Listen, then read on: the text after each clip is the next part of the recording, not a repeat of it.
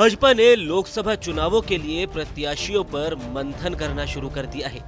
Bharatiya Janata party तीसरी बार प्रचंड बहुमत से सत्ता में आने का इतिहास रचना चाहती है। भाजपा का लक्ष्य है कि साल 2024 में 2019 के चुनाव से भी ज्यादा सीटें हासिल की जाए। इस बार भाजपा ने 24 में 400 पार एक बार फिर मोदी सरकार का नया नारा भी दिया है। वहीं बीजेपी ने पिछले लोकसभा चुनाव की तुलना में इस बार ज्यादा सीटों पर चुनाव लड़ने का मन बनाया है, क्योंकि पिछली बार की तुलना में इस बार उसके सहयोगी दलों की संख्या कम हो गई है।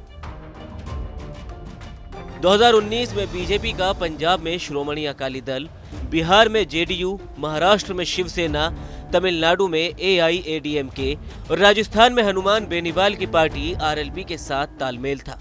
बीजेपी ने पंजाब की 13 में से 3, महाराष्ट्र की 48 में से 25 और बिहार की 40 में से 17 सीटों पर चुनाव लड़ा था। वहीं तमिलनाडु में एआईएडीएमके ने बीजेपी को 5 सीटें दी थी।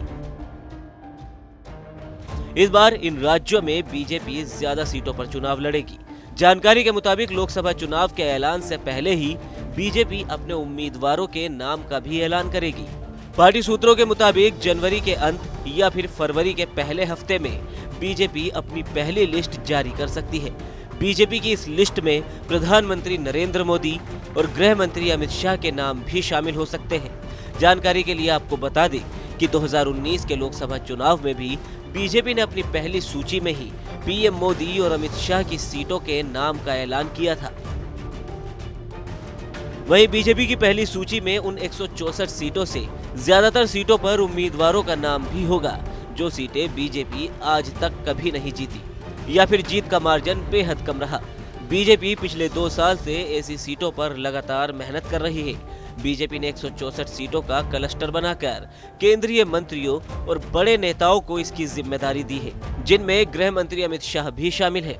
बीजेपी ने इन सीटों को सी और डी कैटेगरी में बांटा है और 80-80 सीटों की 2 श्रेणियां बनाई है। 40 मंत्रियों को इन सीटों की जिम्मेदारी दी गई है। हर मंत्री के जिम्मे 2 से 3 सीटें हैं। पिछले लोकसभा चुनाव में बीजेपी ने 543 में से 436 सीटों पर चुनाव लड़ा था। इनमें से बीजेपी 133 सीटों पर चुनाव हार गई थी। साथ ही 27 अन्य सीटें हैं जहां बीजेपी कमजोर है। बीजेपी ने उत्तर प्रदेश में ऐसी 14 सीटों की सूची तैयार की है जहां वो खुद को कमजोर पाती है। इनमें कुछ सीटें सपा की गढ़ मानी जाती है और बीजेपी की कोशिश इस बार इन्हें अपने पाले में लाने की है। पार्टी 2019 में प्रदेश में 16 सीटों पर हारी थी, लेकिन 2 सीटें आजमगढ़ और रामपुर उसने उपचुनाव में जीत ली। रायबरेली, मैनपुरी, बिजनौर, सहारनपुर, संभल, मुरादाबाद, गाजीपुर, जौनपुर, रामपुर, आजमगढ़, नगीना, अमरोहा, अंबेडकर नगर, श्रावस्ती, घोसी और लालगंज सीटों पर प्रत्याशियों के नाम पहली सूची में होंगे। उत्तर प्रदेश में पार्टी ने सभी 80 सीटें जीतने का लक्ष्य रखा है। इसके लिए जिन क्षेत्रों में सांसदों के खिलाफ नाराजगी और निष्क्रियता की बातें सामने आ रही है, वहां भाजपा प्रत्याशी बदलने का पूरा मन बना चुकी है।